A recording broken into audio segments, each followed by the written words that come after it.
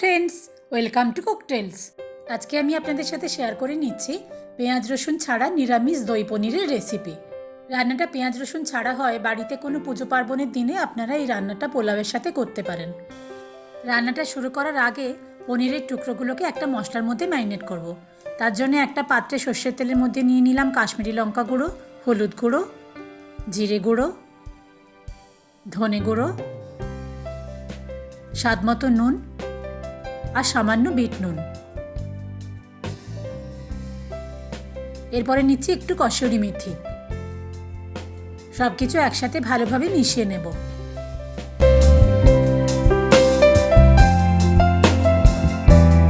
এরপরে পনিরের টুকরোগুলোকে এই মশলার মধ্যে মাখিয়ে মিনিট 10 ম্যারিনেট হতে দেব। আমার বানানো এই দই পনিরের রেসিপিটা যদি আপনাদের ভালো লাগে তাহলে অবশ্যই লাইক কমেন্টের মাধ্যমে তা আমাকে জানাবেন। আপনাদের করা একটা লাইক বা কমেন্ট আমাকে নতুন নতুন রেসিপি ট্রাই করতে খুবই মোটিভেট করে।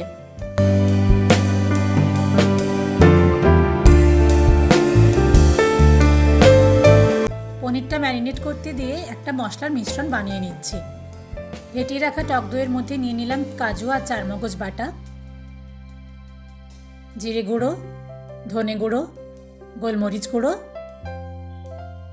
আর সামান্য একটু জায়ফল গ্রেট করে দিলাম।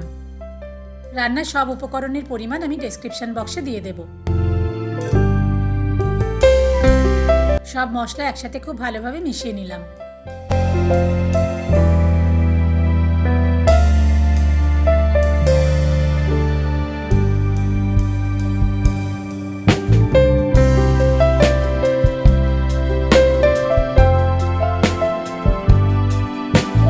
এরপরে ফ্রাইং প্যানে সামান্য একটু সর্ষের তেল দিয়ে গ্রিস করে নিয়ে ম্যারিনেট করে রাখা পনিরের টুকরোগুলো মিনিট 3-4 এপিটোপিট করে ভেজে নেব।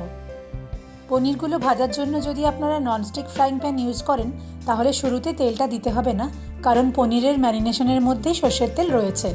আমি এখানে স্টিলের ফ্রাইং প্যান ইউজ করেছি, সে কারণে সামান্য তেল দিলাম, নইলে পনিরের টুকরোগুলো ফ্রাইং প্যানের গায়ে লেগে যেতে পারে।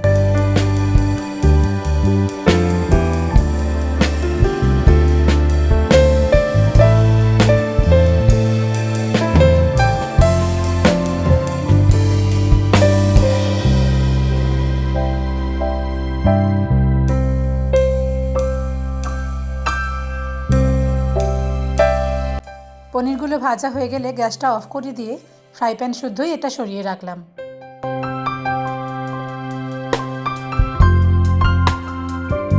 এরপরে অন্য একটা কড়াই পরিমাণ মতো সর্ষের তেল গরম করে নিয়ে তার মধ্যে একে একে ফোড়ন দিয়ে দিচ্ছি শুকনো লঙ্কা, গোটা জিরে, এলাচ আর জয়িত্রী। ফোড়নের সুন্দর গন্ধ বার হলে দিয়ে দিচ্ছি আদা বাটা আর কাঁচা লঙ্কা কুচি। এরপরে দিচ্ছি কাশ্মীরি লঙ্কা গুঁড়ো আর হলুদ গুঁড়ো। মিনিট খানেক নাড়াচাড়া করে নিয়ে সামান্য জল দেব যাতে মশলাটা কড়ার গায়ে লেগে না যায়।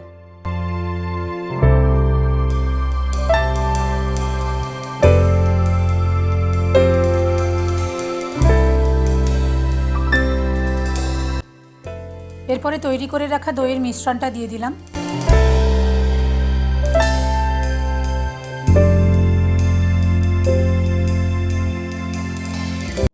সামান্য নাড়াচাড়া করে নিয়ে এর মধ্যে পরিমাণ মতন জল দিয়ে দেব। জলটা দেওয়ার সময় আমি দইয়ের মিশ্রণের বাটি ধোয়া জল আর পনিরের ম্যারিনেশনের বাটি ধোয়া জল ব্যবহার করলাম। দিয়ে দিচ্ছি স্বাদ মতো নুন আর চিনি।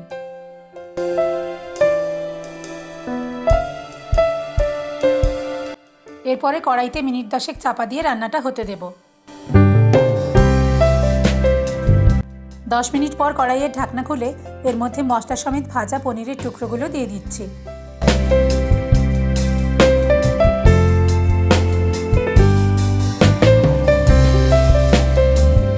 এরপর কিছুটা কসুরি মেথি হাতে ঘষে নিয়ে দিয়ে দেব। দিয়ে দিচ্ছি গরম মশলা গুঁড়ো। সবশেষে ধনেপাতা কুচি ছড়িয়ে গ্যাসটা অফ করে দেব। এই রান্নায় গ্রেভিটা একটু বেশি রাখতে হবে। রান্নার মশলার মধ্যে কাজু আর চারমগজ বাটা থাকায় কিছুক্ষণ পরে গ্রেভিটা টেনে গিয়ে মাখা মাখা হয়ে যাবে।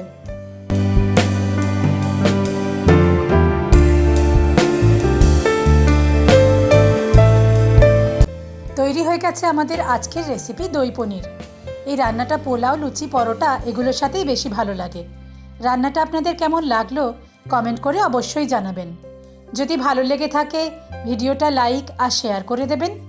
আর আমার চ্যানেলটা সাবস্ক্রাইব করতে ভুলবেন না যেন। খুব শিগগির আসছি নতুন রেসিপি নিয়ে। টাটা।